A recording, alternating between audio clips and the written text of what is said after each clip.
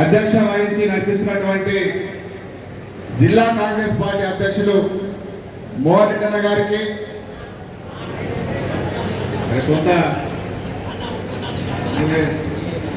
ఇప్పుడు మాకు అవకాశం అబ్జర్వర్గా పిసిసి నుంచి ఇక్కడికి వచ్చినటువంటి సోదరుడు అంటే నేను ఎక్కువ రాష్ట్ర స్థాయిలో ఉద్యమాలు చేయడానికి ఎక్కువ వెంకటనే ఒక ఆదర్శంగా తీసుకుంటుంటుంది. అంటే వెంకట్ వయసులో చిన్నవాడైనా ఉరికి పనిచేస్తూ ఉంటారు. నేనెందుకు చేయకూడదని చెప్పేసి నా స్థాయిలో నేను కూడా రాష్ట్ర స్థాయిలో కొంత పనిచేసి కిసాన్ కాంగ్రెస్ ఒక గుర్తింపు తీసుకొచ్చినటువంటి సందర్భం ఇక్కడికి వచ్చేసినటువంటి సోదరుడు వెంకట్ గారికి, అట్లాగే మరో corporation chairman ST corporation chairman Tirupati గారికి, నేను ఇలా ఈ స్థాయిలో ఉండి కిసాన్ కాంగ్రెస్ లో పనిచేసి కిసాన్ కాంగ్రెస్ అవకాశం రావడానికి రాష్ట్ర వ్యాప్తంగా ఉద్యమం చేసి ఈ స్థాయిలో నిలవడానికి మొదటి నుండి నన్ను ప్రోత్సహించి నన్ను నడిపించినటువంటి అల్లన్న గారికి, అట్లాగే ఈ నియోజకవర్గ బాధ్యులు సునీలన్న గారికి, వేదిక ఉన్నటువంటి అనేక మంది వివిధ స్థాయిలో హోదాలు ఉన్నటువంటి నాయకులకు, కాంగ్రెస్ పార్టీ మండల అధ్యక్షులకు, బ్లాక్ కాంగ్రెస్ అధ్యక్షులకు, గ్రామాల నుంచి వచ్చినటువంటి కాంగ్రెస్ పార్టీ కార్యకర్తలందరికీ కూడా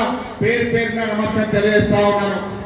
ఇవాళ వెంకట్ గారు మీరు కొన్ని విషయాలు ఇక్కడ బాల్కోటకు సంబంధించినటువంటి కాంగ్రెస్ పార్టీకి సంబంధించిన చరిత్రను ఒకసారి మీరు గుర్తించుకోవాలని చెప్పేసి నేను కొన్ని విషయాలు మీ దృష్టికి తీసుకురావాలనుకుంటున్నాను. ఇవాళ 2014లో అనిల్ గారు ఓడిపోయిన తర్వాత 2018 వరకు ఉన్నటువంటి పరిస్థితి ఒక రకంగా ఉంటే 2018 నుంచి 23 వరకు ఒక రకంగా ఉండే. అంటే 2014 టీఆర్ఎస్ పార్టీ గెలిచిన తర్వాత కొంత బలంగా లేకపోయినప్పటికీ 2018 నుంచి ఆర్థికంగా గ్రామాలలో కాంగ్రెస్ పార్టీ టీఆర్ఎస్ పార్టీ నాయకులను కార్యకర్తలను ఆర్థికంగా బలం చేసుకొని వారు బలపడి ఇవాళ కేసీఆర్ తర్వాత ప్రశాంత్ రెడ్డి అనే స్థాయికి ఎదిగి ఇవాళ బాల్కొండలో ఆనాడు అనేక రకాలుగా ఇబ్బందులు పెట్టేటువంటి పరిస్థితులలో కూడా ఉన్నటువంటి కొద్దిమంది కాంగ్రెస్ పార్టీ నాయకత్వం కార్యకర్తలు గ్రామంలో ఉన్నటువంటి వాళ్ళు అంటే ఆ రోజు మేము తిరుగుతూ ఉంటే మీకు పని లేదా, అసలు లేస్తుందా పార్టీ, ఎందుకు తిరుగుతుండ్రు అని అనేక మంది మిత్రులు గ్రామాలలో ఉన్నారు అన్నప్పటికీ కూడా ఎక్కడ కూడా ధైర్యం అధైర్యపడకుండా ఒక్కవోని ధైర్యంతో ఆనాడు ప్రతి గ్రామంలో ఎందరుంటే అందరూ బలంగా కాంగ్రెస్ పార్టీని కాపాడి ప్రజలలో ఒక కాంగ్రెస్ పార్టీని నిలబెట్టిండ్రు అని అంటే కాంగ్రెస్ పార్టీ గొప్పతనం, కాంగ్రెస్ పార్టీ ఒక కార్యకర్త ఒక గొప్పతనం. ఇంతమంది వెంకటేష్ గౌడ్ చెప్పిండు, నిజమే ఆనాడు మనం టీఆర్ఎస్ పార్టీని ఎదుర్కోవాలి అనేటువంటి ఒక ఆలోచనతోటి రైతు నాయకుడిగా నేను జెండాలు ఏ వేదికైనా కానీ జెండాలు పక్కకు చెప్పినప్పటికీ కూడా మనమంతా కూడా కాంగ్రెస్ పార్టీ కార్యకర్తలమే ఆనాడు రైతు పేరు మీద ఒక ఉద్యమాన్ని బలంగా ఇక్కడ నడిపినటువంటి ఉద్యమాన్ని ఇవాళ దేశవ్యాప్తంగా కూడా నిజామాబాద్ రైతులు ఈ రైతు ఉద్యమాన్ని దేశవ్యాప్తంగా కూడా మనం తీసుకుపోగలిగామంటే అది కాంగ్రెస్ పార్టీలో ఉన్నటువంటి కొద్దిమంది మండల స్థాయి నాయకులు, గ్రామ స్థాయి నాయకులు, ఇక్కడ ఉన్నటువంటి నాయకత్వం అందరం కలిసే ఆనాడు టీఆర్ఎస్ పార్టీని మనం ఎక్స్పోజ్ చేసినాము. ఆ రోజు కాంగ్రెస్ పార్టీని ప్రజలలో మనం తీసుకుపోయినటువంటి పరిస్థితి. ఆ రోజు అనేక రకాల కేసులు పెట్టిర్రు, ఊళ్ళోకి వెళ్తే బయటకు రానియలే, రోడ్డు దాటితే రోడ్డు ఎక్కితే కేసులు, ఆర్మూరు పోయి రోడ్డు మీద కూర్చుంటే కూడా కనీసం కూర్చోడానికి కార్పెట్ కూడా ఇవ్వనటువంటి పరిస్థితులలో మనం ఒక వ్యూహంగా నాడు గ్రామ సంఘాలను, గ్రామంలో ఉన్న కంపెనీలను అందరినీ కూడా ఆ రైతు ఉద్యమంలో ముందు నిలబెట్టినామనంటే అది కాంగ్రెస్ పార్టీ అక్కడ ఉన్నటువంటి కార్యకర్తలే ఆ రోజు ఆ ఉద్యమాన్ని నడిపి ఆర్మూరుకు తీసుకొచ్చి ఇవాళ కాంగ్రెస్ పార్టీ బాల్కొండ నిలబెట్టినాము. అంటే మనకు పైన కనబడకపోవచ్చు, బలంగా లేదేమో కాంగ్రెస్ పార్టీ అని పైన కనబడిందేమో కానీ మన ప్రజలలో రైతులలో కాంగ్రెస్ పార్టీ రైతుల పక్షం చేసినటువంటి పోరాటాన్ని బలంగా చూపించాము. ఎగ్జాంపుల్ ఇక్కడనే ఆయన మోహన్ ఉన్నాడు.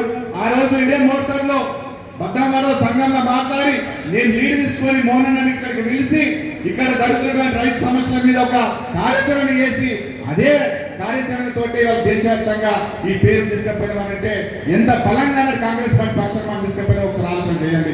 ఎందుకంటే మనం జెండా కాంగ్రెస్ పార్టీ పేరు మీద డైరెక్ట్గా మనం కొట్టలేకపోవచ్చు, కానీ దాన్ని లీడ్ చేసినటువంటి వ్యక్తులు గ్రామాలలో మేమైనా అందరం కూడా కాంగ్రెస్ పార్టీ కార్యకర్తలమే ఆనాడు తీసుకుపోయి నడిపించినాము.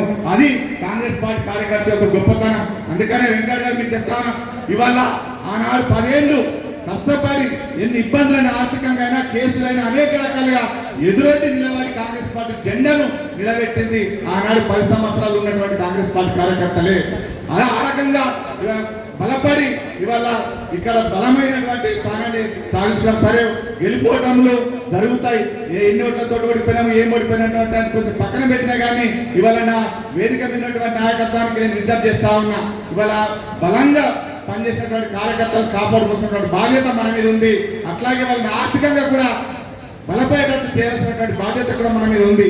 ఇవాళ ఓట్లు కొన్ని ఊర్లో రాకపోవచ్చు, కొన్ని ఊర్లో ఎక్కువ రాకపోవచ్చు, అంత మాత్రమే మన ఊరిని మనం వదిలిపెట్టుకుంటామా? ఆ ఊరిని కూడా మనం ఎక్కడైనా మనకు ఏదైనా ఎలక్షన్ జరిగినా ఇంకో కార్యక్రమం చేసిన సమీక్ష చేసుకుంటాం. ఆ గ్రామంలో ఎందుకు తక్కువ వచ్చినాయి, ఎక్కువ రావాలంటే మనం ఏం చేసినటువంటి అవసరం ఉన్నది, ఏ రకమైనటువంటి వ్యక్తులని మనం తీసుకోవాల్సిన అవసరం ఉంది, లేదా మనం బలపడాలంటే ఆ ఊర్లో ప్రభుత్వ పరంగా ఎలాంటి కార్యక్రమం చేపట్టాలన్నటువంటి ఒక ఆలోచన చేసుకొని ఆ గ్రామాలను కూడా మనం బలం చేసుకుంటేనే భవిష్యత్తులో కాంగ్రెస్ పార్టీ గెలుపుకు దూరపడితే తప్పితే కానీ అక్కడ ఓటు రాలేవనో ఇంకోటి అనేటటువంటి ఆలోచనతో మనం విస్మరిస్తే భవిష్యత్తులో ఇబ్బందికరంగా ఉంటుంది. దయచేసి వేదికమైనటువంటి నాయకులంతా కూడా ఒక్కసారి ఆలోచన చేయండి. ఇక్కడ కొత్త పాత అనేది ఎవరు మాట్లాడట్లేదు. రాష్ట్ర స్థాయిలోనే పార్టీకి సంబంధించినటువంటి అంశంలో పార్టీ బలోపేతం కావడానికి కొత్తలను కూడా తీసుకొచ్చి పార్టీలో జాయిన్ చేసుకొని పార్టీ బలోపేతానికి కృషి చేసినటువంటి పరిస్థితి ఉన్నది. కాబట్టి ఇది మనకు ఒక బాలకొండల వినంతేం కాదు.